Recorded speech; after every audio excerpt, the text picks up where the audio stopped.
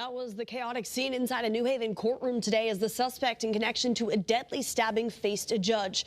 He's facing several charges, including murder, accused of stabbing a 21-year-old woman to death yesterday morning. On the morning of December 31st, 2024, while most people were preparing to celebrate New Year's Eve, neighbors at the Fox and Woods apartment complex in East Haven, Connecticut heard something that would haunt them forever. Screams. Desperate, blood-curdling screams echoing through the hallways. Multiple people grabbed their phones and dialed 911, their hands shaking as they reported what sounded like a woman being attacked. But here's what makes this case even more devastating. By the time police arrived at 8:10 that morning, the attacker had already called him himself. 21-year-old Tyreek Black stood in the doorway, a large knife lying nearby, and calmly told officers, "I stabbed my girlfriend." If you're shocked by what you just heard, please do me a favor. Hit that like button. Drop a comment with your thoughts. Share this video so more people know Destiny's story. And subscribe to Mystoracrimes. Click that bell icon because cases like this need to be heard. And your support helps us bring justice through awareness. Inside that apartment, 21-year-old Destiny Rumley lay dying from multiple stab wounds. But the horror doesn't stop there. Her 3-year-old child was inside during the entire attack. Think about that for a second. A toddler, witnessing their mother's final moments. Can you imagine the terror that child experienced? Destiny had just turned 21 in December. She was so young, with her whole life ahead of her. She'd only moved to East Haven that same month, probably hoping for a fresh start, a new chapter. Instead, she would never see 2025. She would never watch her child grow up, never celebrate another birthday, never experience all the moments that were stolen from her in those brutal minutes. When officers arrived at the scene, Black had already barricaded himself inside the apartment with Destiny's child still trapped in there. Picture this scene. You're a police officer responding to a stabbing. The suspect is inside, armed, and there's a terrified 3-year-old who just watched their mother get attacked. What do? Some officers worked on talking Black down, trying to de-escalate the situation. But others knew they couldn't wait. They made a decision that probably saved that child's life. They grabbed whatever tools they had, smashed through a side window, and pulled the child to safety. That little one was physically unharmed, but we all know the psychological scars will last a lifetime. Now, here's where things get even more disturbing. According to prosecutors who later revealed details in court, do you know what triggered this attack? Destiny said she was going to call the police. That's it. Those words were apparently enough to send Black into a murderous rage. She threatened to call for help, and his response was to make sure she never could. Black eventually unlocked the door, but he wasn't going quietly. Officers had to struggle with him because he was being combative, fighting them even after what he'd done. When they finally got inside and reached Destiny, it was clear she was in critical condition. They rushed her to Yale New Haven Hospital, but her injuries were too severe. She didn't make it. The medical examiner's report painted a horrific picture. Destiny had been stabbed 9 times. 9 times. Let that sink in. These weren't defensive wounds from someone trying to protect themselves. These were deliberate, deep puncture wounds to her trunk, her extremities, and her head. The medical examiner ruled a homicide, determining that these stab wounds were the cause of death. When Assistant State's Attorney Tim Maritka revealed in court that Destiny suffered 9 deep puncture wounds, the courtroom erupted.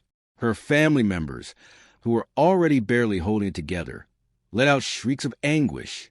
Can you blame them? Hearing those details about how their loved one died, the brutality of it, the suffering she must have endured in those final moments. And here's something that makes this even more complex. Black wasn't the father of Destiny's child. According to family members, he was her boyfriend, someone she was dating, but that wasn't his child in that apartment. So this little one not only lost their mother, but watched a man who wasn't even their father take her away forever. The next day, January 1st, 2025, Black appeared in court for his arraignment. Judge Patrick Clifford looked at the police report and said it was very disturbing to read. He increased Black's bond from $2 million to $2.5 million, citing the brutality of the allegations. But what happened next in that courtroom shows you just how much pain this family was in. Black stood there, crying, showing emotion, even falling into the arms of the marshals restraining him. And that's when Destiny's family members couldn't take it anymore. They lunged at him, trying to get past the judicial marshals. It took about 15 seconds of chaos, with court marshals herding people toward the door, at least 2 people falling to the ground. These family members wanted justice right then and there. Who could blame them? Destiny's cousin, Angel Hubbard, who's also a New Haven Ward 3 alder, spoke about the unbearable pain the family was experiencing. She said something that really hits hard. You brutally stabbed her. What justice can we get? Even if he gets life, what justice can we really get? We can't get our loved one back. This is beyond heartbreaking. We have no words. It's just another chapter mourning that we can't keep taking. You brutally stabbed her. What justice can we get? Even if he got life, no, seriously, what justice can we really get? We can't get our loved one back. This is beyond heartbreaking. We have no words. It's just another chapter of mourning that we can't keep taking. Think about those words. Even if Black spends the rest of his life in prison, will that bring Destiny back? Will that erase the trauma her child experienced? Will it fill the hole left in this family's hearts? Another family member, Angela Hubbard, pointed out something equally painful.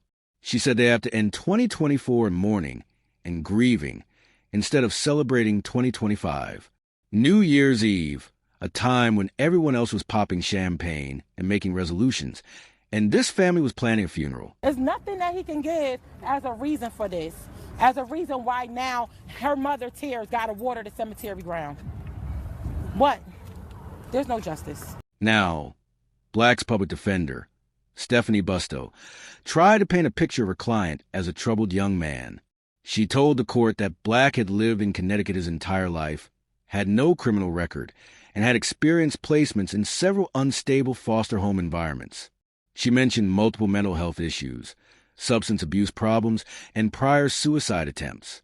She described him as a product of his environment and upbringing, noting that despite his turmoil, he was trying and had recent work history. But here's the thing we need to talk about. Yes, Black had a difficult upbringing. Yes, he struggled with mental health and substance abuse. But does any of that justify what he did to Destiny? Does a hard childhood give someone the right to take 9 stabs at another human being? Captain Joseph Murgo from the East Haven Police said they'd had no prior interactions with either Black or Rumley. There were no restraining orders, no documented history of domestic violence calls. So what happened that morning that made everything explode? Black is currently being held on that $2.5 million bond. He's charged with murder, assault on police, interfering with police, interfering with an emergency call, and risk of injury to a minor. He's scheduled to appear in court again on January 14th, 2026. That child is now in the care of other family members, facing a future without their mother. So let me ask you this. When someone has mental health issues and a troubled past, at what point are they still responsible for their choices? Where's the line between understanding someone's struggles and holding them accountable for murder? And here's an even harder question. How do we as a society better protect people like Destiny from domestic violence that erupts without warning? If this case affected you, if Destiny's story matters to you, then help us spread awareness.